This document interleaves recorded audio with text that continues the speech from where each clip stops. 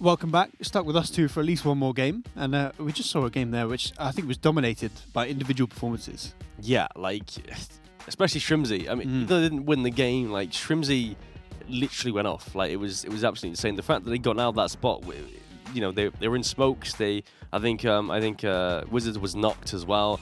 I mean, I think it was knocked most of the time, actually. Yeah, but he got knocked at least 4 times that game, which is it happens. Yeah, it happens to the best of us. But we saw. So Wizards went down in the smoke, gets the res, peeks the smoke, and then just absolutely rails. I think it was Disciple trying to take them out. Yeah. Just puts 2 bullets into his head as fast as you like, and then proceeds to win a 1v2 that pushed them all the way up. So they're going to have a nice point haul from that game. Oh yeah, all off the back of Shrimsy, really. Yeah, I mean he had four kills going into that. They were all right at the end as well. Yeah, exactly. Yeah, so 4 kills, second place. That's a solid 10 points haul from that. That's not too bad at all. So it's pretty saucy, given the fact that now pretty much everyone's playing for second place, given the fact it's going to be like a 55-point gap between first and second. I think Sonic's going to be like 5 points away from doubling second place now. Yeah, must be. There's no doubt. If not already double, just because of how dominant they've been. That's what we've had 9 games and they've won 4 of them. And come second in one of them. Yeah, I mean they've been just mega consistent. Like even if they've not gotten placement, they've gotten like quite a few kills to boot that. So we see the leaderboards of 15 points going the way of Sonic's Black, 10 as you said for Shrimsy and Wizards, and all the teams that were sort of towards the top, wildcard. I mean they got 5 points, but considering how many Sonics are getting every game, they need to start stepping up their game if they want to take that top spot of the league. Lazarus as well having an okay game, but looking at that, Sonic's White. 0 points. Obviously, a team that's doing quite well overall, having a poor one. Yeah, it's not quite what you want. Rats XD as well. They're not having the best of tournaments, I don't think. On the struggle bus. Yeah, I haven't really seen too much. I mean, apart from Van8's nades that last game, but not last game, the game before that one, with Toby, that was super interesting nades there. It's 104 points after 9 games. Absolutely ridiculous. Fragging and shagging just about holding on to their second place. They didn't have the greatest game. We saw them up on the hill get taken out by Drassel. So Ghost Gaming climbing up the leaderboard because of that. But still in second place. And I think that's really off the back of the fact that the 3 below them, well actually the 4 below them, didn't really have great games. Yeah, no, exactly. You're totally right there. But as we say that, this is the next game. This is game number. Plane's having a wobble. Camera's wobbling about. No, I think the plane's actually wobbling in the sky. It doesn't look like a very nice ride. No, yeah. The camera? I'm confused. I think it's the camera. Observers sort out, right? Fly smooth. We see it's a bit of a rough plane. It's too far north for a lot of the. Doing it again. What's he doing? He's bothered about. Don't mind me, I'm just laughing at silly observers doing silly things. Yeah, this plane really limits where you can go. You can't really get to Leones, you can't really get to Paraiso. Maybe if you try hard enough, you get to Impala. Even Picardo is a bit of a struggle. Tumasero, obviously, out of action because of the plane. So a lot of people are going to be forced to drop into sort of trash loot compounds. Yeah. And we may see a couple of engagements early on. I mean, he doesn't even know why it's, why it's bobbing about. He has no clue either. So we're in the same boat, I suppose. Nonetheless, it's a northern sort of central plain. So if there's any kind of like southern circle, this is the time for a Higor circle. Yeah, exactly. Yeah, but I'm going north. Completely the opposite. This is the time for an Oasis circle. Oh, I would like to. I haven't seen Oasis in ages. I've played a few in my time. Yes. Even in tournaments, actually, I've had a few, but I've never actually been able to commentate one. So I would like to have a first. Yeah, well, I did have one with Talha on the GLL Latam Masters, and that was really interesting. It's actually a really fun place to fight because there's so many like little ridges, so many compounds that you can get really congested. And although it's actually a really rural area, it feels almost like a city ending. Yeah, exactly. Yeah, it's there's just so many different sort of, I guess, just different terrain, and it's like the water that you can actually like not swim through, but you walk through, and who is this guy? I still haven't worked out. I don't know who it is. Can someone? I don't. He doesn't know who he is. He has no idea. He's just smiling. He's got a lust for life. Yeah, but Yeah, Circle is north though, and there's, I mean, obviously, clearly there is a lot of space on north, since no one can really get up there. Pat Caps is in Campo Militar. That's interesting. For that drop, this is pretty much a perfect circle, bar Yeah. actually ending in Militar. So I think he's loving life right now. But I'm looking at this and I'm thinking the wildcard duo. This is obviously they're sort of fighting for that second place. Yeah. I mean, if they have a monster last 9 games of the tournament, maybe they can catch up with Sonics. And if they do want to do that, this is the place to start with a circle where they are literally center, where they dropped. Yeah, literally. I mean, they're going for the center compound. That's a solid compound, to say the least. Lots of info, lots of potential to I mean, I guess ADR farm as well as maybe pick up Always nice to pad your stats. some free kills. Yeah, exactly. Stat padding is what a lot of these players do, unfortunately.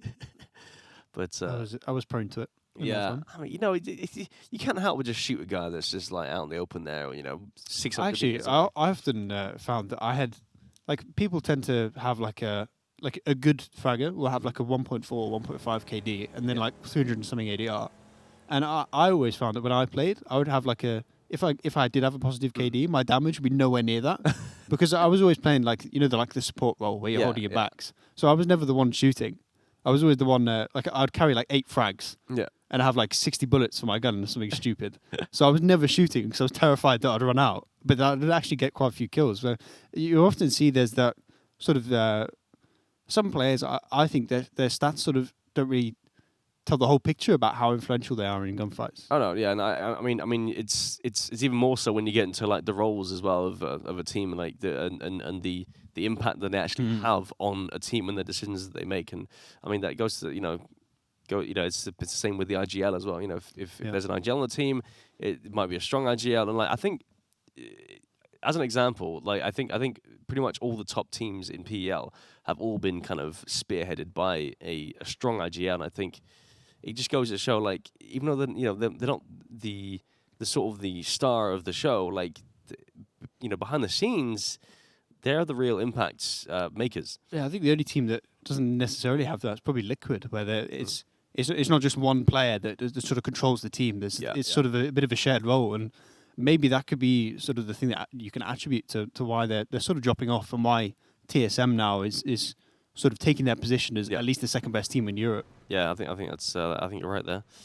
But back to NA, cherry popping. Oh, is that a pull-up? Oh, no, it's It was an attempt. It's a dead burst. It didn't go well.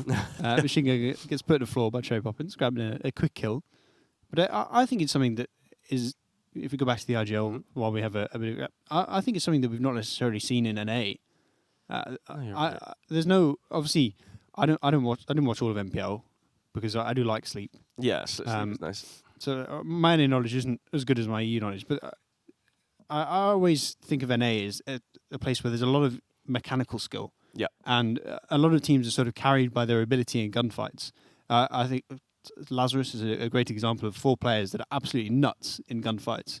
They're all insane individual players in their own right, and that's why we see them do so successfully. And I think why historically NA is not quite been on the level of EU in tournaments. Potentially that's something I think it's starting to change as well. I think we're starting to see a bit more structure in American teams. Yeah.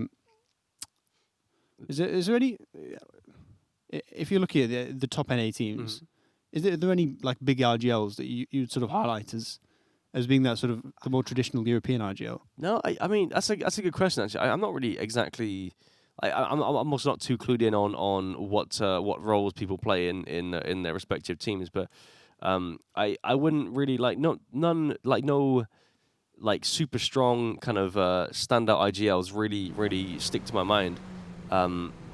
If I was to know one, I don't think I don't know.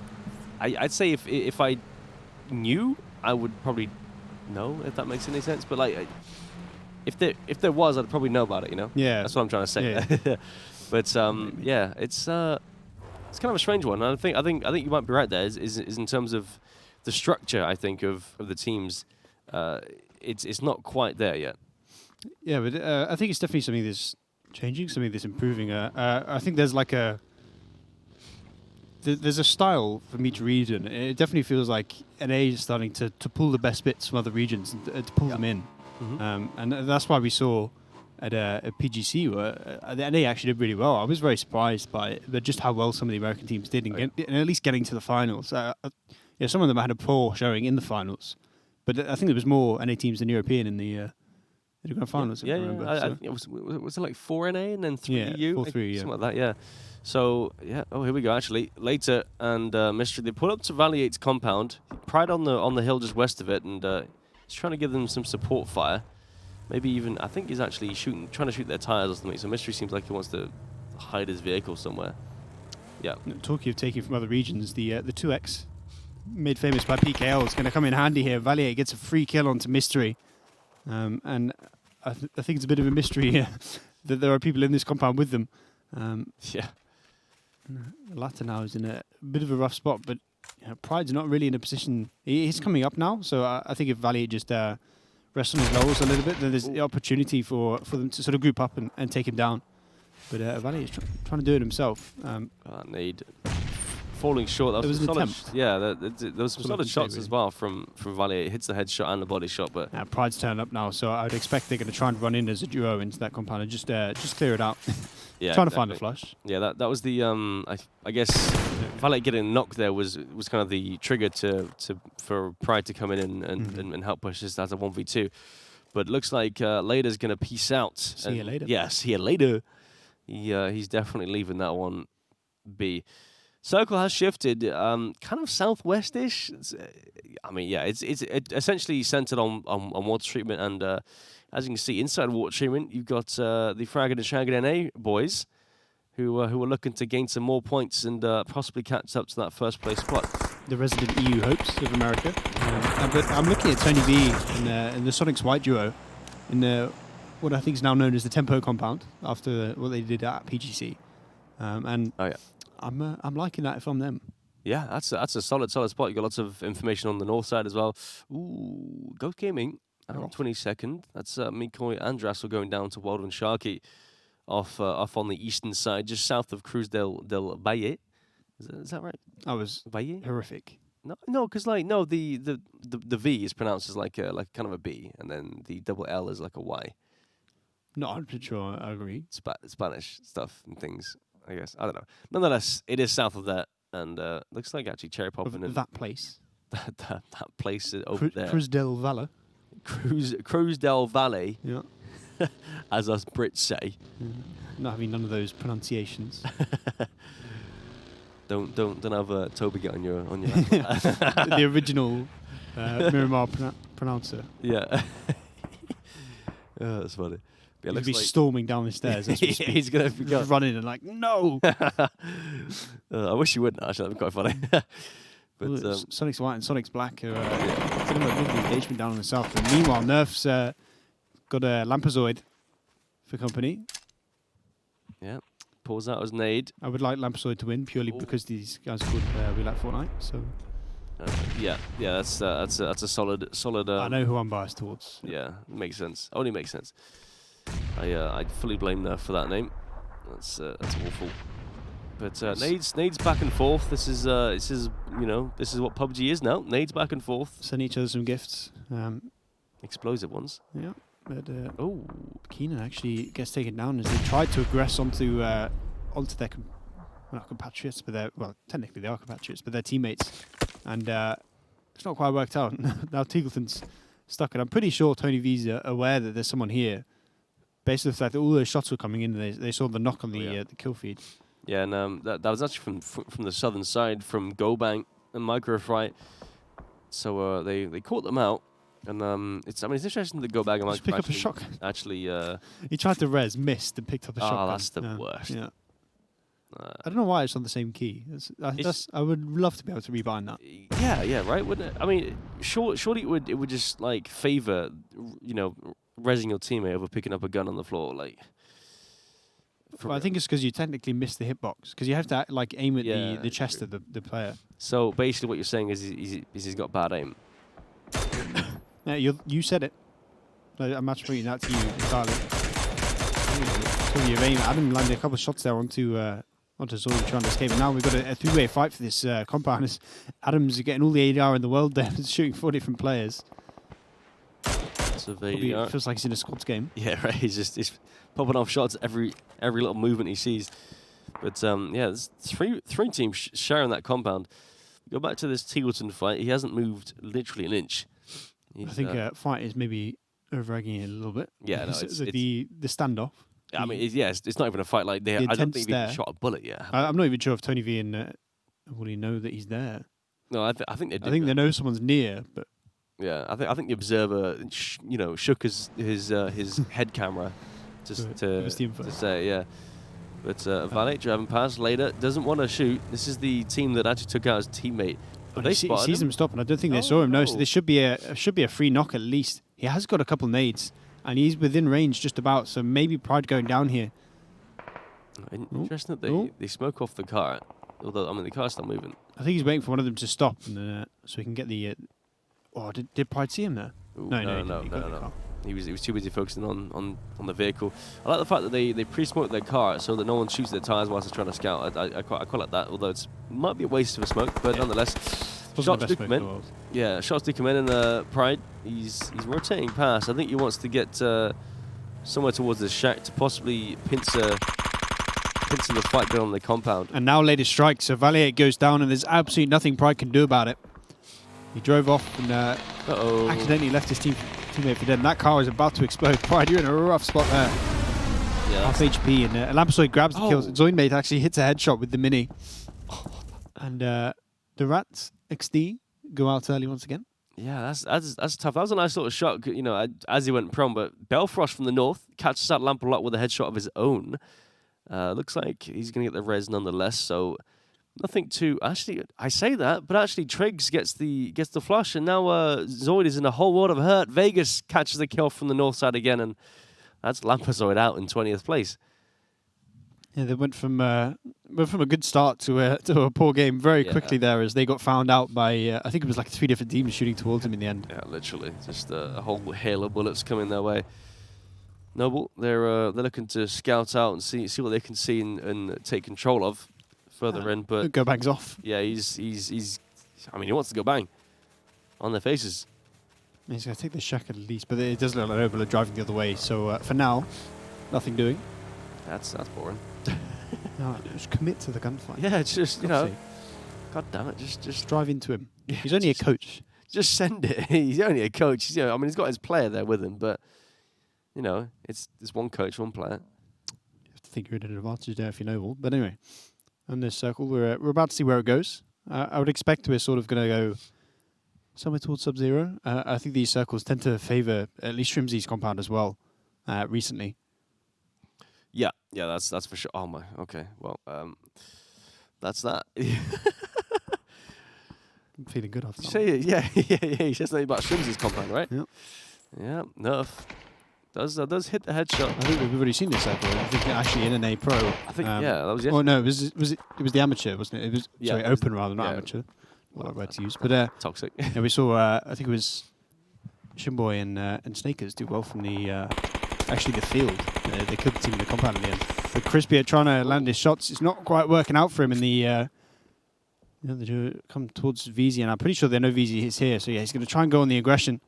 But if he ran out there, he was dead. So 100%. I think he realised that perhaps wasn't the right thing to do.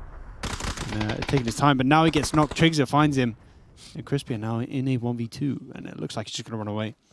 Yeah, I mean, those missed shots I think cost VZ his life. To be honest with you, I think Crispy was the man to hold it and just didn't do it. So yeah, that's tough stuff. But it looks like Crispy might live to see another placement at least.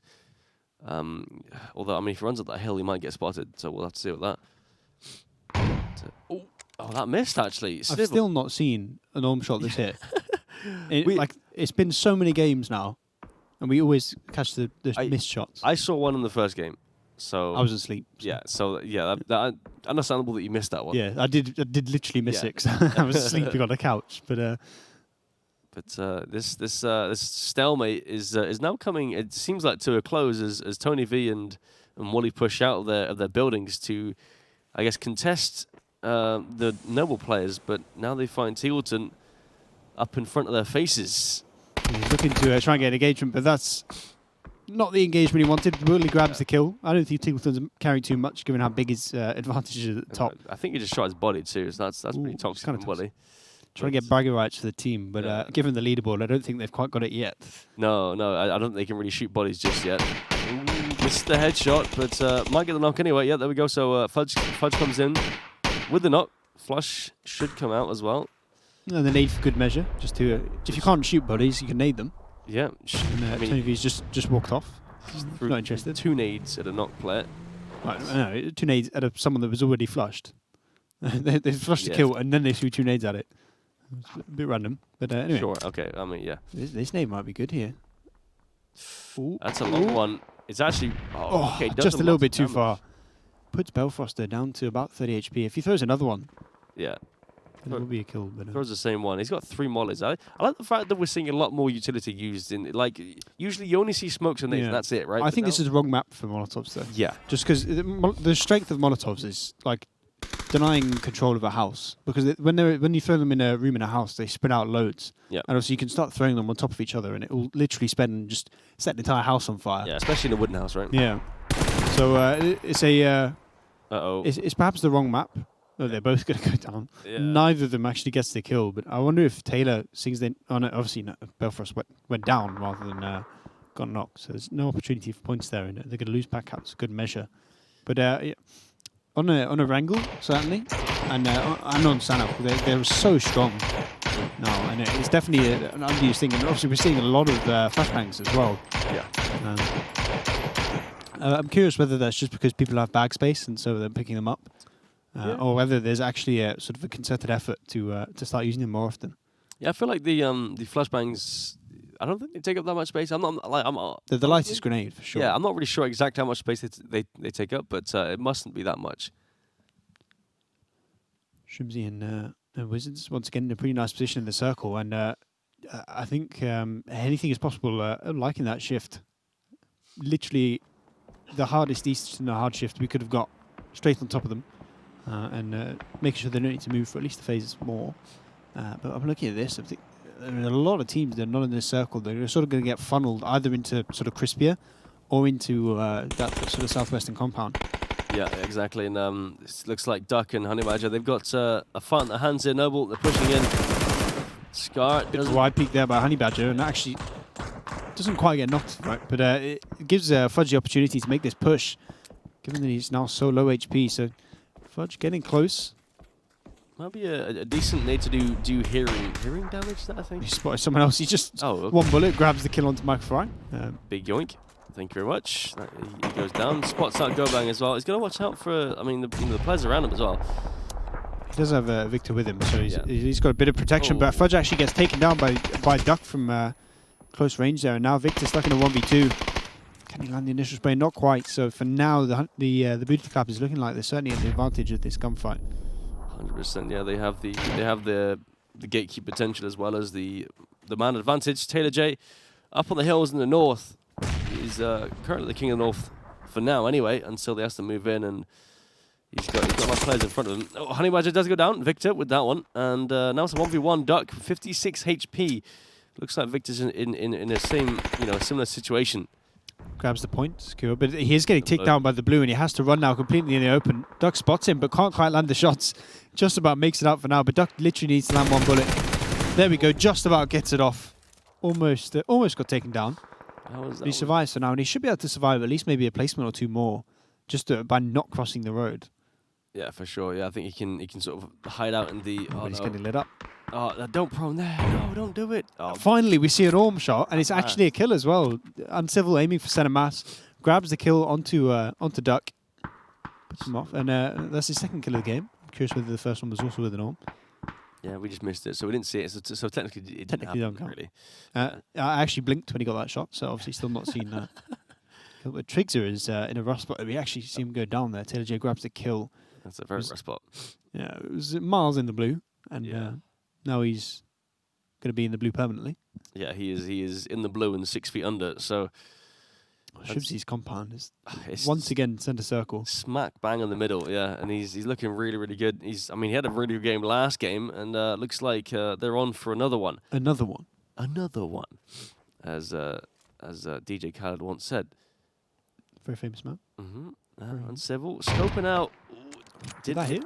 Did it? It looked like it should have hit. Yeah, I thought it would have done. Oh, that hits. hit. There we go. Wizards, you knocked again. We've seen him get knocked multiple times, and you don't want to peek Uncivil with a goddamn Orm. That's that's gonna hurt. It's a gun you never want to peek into. No. His head's going to be hurting for at least 3 games. Yeah, especially not like a hard peek like that. It wasn't even like a jiggle peek. It wasn't even like a lean. It was just like a giving it an angry stare. Slow, kind of like, oh hello, Uncivil, boom. Yeah. Crispy's one with the bush. Yeah, he's snaking. I mean, he must know that there's Taylor J. Up there. We saw Taylor shoot Trigger, so yeah. Has to know there's at least someone on the ridge. Whether he knows exactly where he is, I'm not sure. But we're gonna see another one.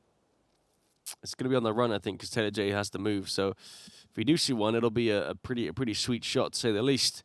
Ooh, he sees him. Can he get the flick? Oh, no. Actually, Crispy lands this the 15. So now, actually, a chest shot will put Taylor down. So, I mean, obviously, Uncivil can't know that, but a centre mass shot will secure the kill. Yeah, exactly. And it looks like Shrimsy's got all the lines of sight on Taylor J as well. Yeah, there we go. I mean, cherry popping actually from directly east as well. Looks like they're also pushing onto Sub-Zero's compound. Sub-Zero has to move out of his compound too. So 2 kills for him.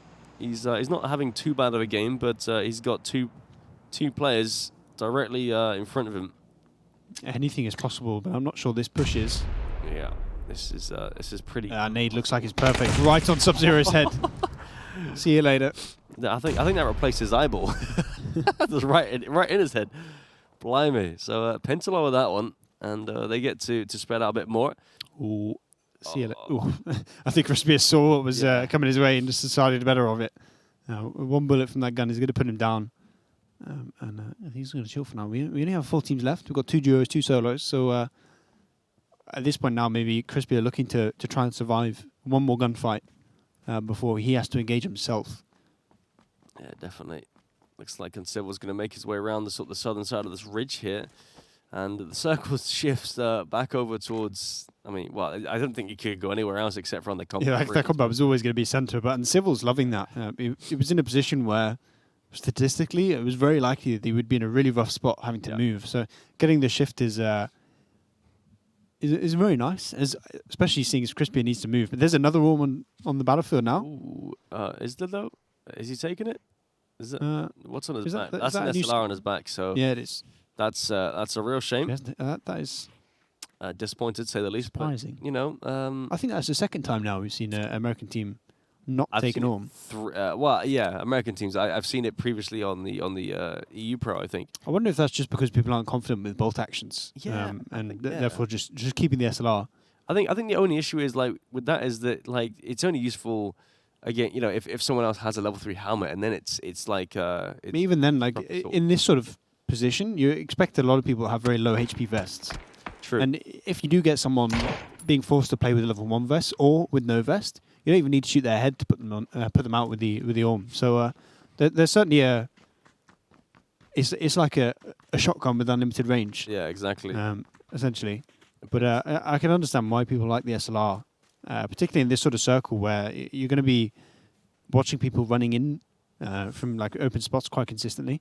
The only position where you're really at advantage is when you're trying to peek that compound, as we saw Uncivil do to Wizards. Yeah. That's the perfect situation for the sniper rifle. So Uncivil has actually spotted Crispy. The timing, he was going to take this shot. Crispy was right to not peek there because I feel like Uncivil had the timing down to a T. He was going to shoot as soon as he... As soon as he stopped. Yeah, exactly. But Penta, LOL, and Chapel, and they both had level 3 gear as well. He did pick it up. Yeah. Oh, eventually. Nice. That's good. Orm versus Orm. Wizards gets taken down in the compound. That's his 8th knock in 2 games, I think. Yeah, most likely. Shrimsy racking up the res stats, and that's actually going to give anything as possible an opportunity to push into the compound. Know exactly where those players are. So a nade through the window might be enough to secure the 2 kills here. Yeah. Definitely so. Oh, it's got down the stairs. Oh, no, it hasn't. Oh, wait, has it? No, it actually stayed up. So Shrimsy now being forced to run away, just about escapes the second nade. 20 HP. He's going to survive now, and we've seen him grab already some 1v2s. Ooh, there we go. That's an on-the-run shot. Oh, that looked close. I think that because Crispy had jumped and it stopped his sprinting, that actually saved his life there. But that is true. they're all doing some work, and that vest is dangerously low. And now, because Crispy were only able to get a first aid off, one chest shot from the Orm will is enough to put him out. Yeah, that vest is you know, how the kids say, lit these days, right? The vest is lit. Do I count as a kid? No, that's Good. no. Yeah, good. But Crispy spots out the approaching players and anything as possible. Shrimzy trying to jiggle peek the door there just to see if anyone's actually making a move. You see him sort of bobbing left. I think he's right trying there. to bait out the shots from Cherry Poppin to get the info. And the trigger finger is That's essentially not pressing the button yet. No, he's doing well on that front. Crispy's managed to push in. Meanwhile, and he could be right to get the to get in, and he should be safe. But, okay, so I think he must have just. Oh, he has the orb. He actually used the Orm to put him out. Nice, Ridiculous. I like to see it. That's fun. That was a great example of a situation with the sort of the peak fight where it was perfect. Yeah, exactly. We probably even had a red dot on it. I wouldn't be surprised. Yeah. To be fair, yeah. Just because you literally need to land one bullet. Because I think they knew Shrimzy was low because they tagged him up like not that long ago. So they knew he would be sort of max about 80 HP if he popped the first aid and a boost. So the Orm, even just a chest shot would have been enough there. Very true. That's exactly. That's probably exactly why. Crispy though, he's going to push through. There's the dot is kind of just right in between Uncivil and Cherry Poppin. But it really doesn't look like they were aware. And if Crispy can get the drop on onto Cherry Poppins here, yeah, he's going to get him. Can he get him down? He can. He's going to flush as well. So 1v1v1 to end the game now. Pendulum on the roof might be able to get it. Might be able to surprise Crispy. I don't think there's any way Crispy expects this. No. Oh, he's seen him. Oh no, the peak happened. There we go. Crispy with the 1v2. That's solid work. I don't think they didn't realize he was there. So he had the drop, but did manage to out position Penta. Now it's all about whether Uncivil can find the right spot to ambush Crispy, who does need to leave the house before Uncivil needs to push towards it. So a 1v1.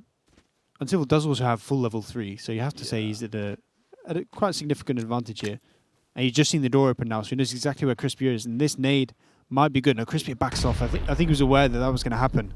That bounced up the stairs somehow. If found an angle to bounce up the stairs, he doesn't know that he's crossed over to the right. So this is perfect maneuvering from Crispy. This could work out. And the crouch walk all the way around might be the winning play. Yeah, 100%. This could work out huge in his favor for sure. I think maybe he realizes. I mean, he should realize once the. Oh, here we go. Actually, hold on. Super close.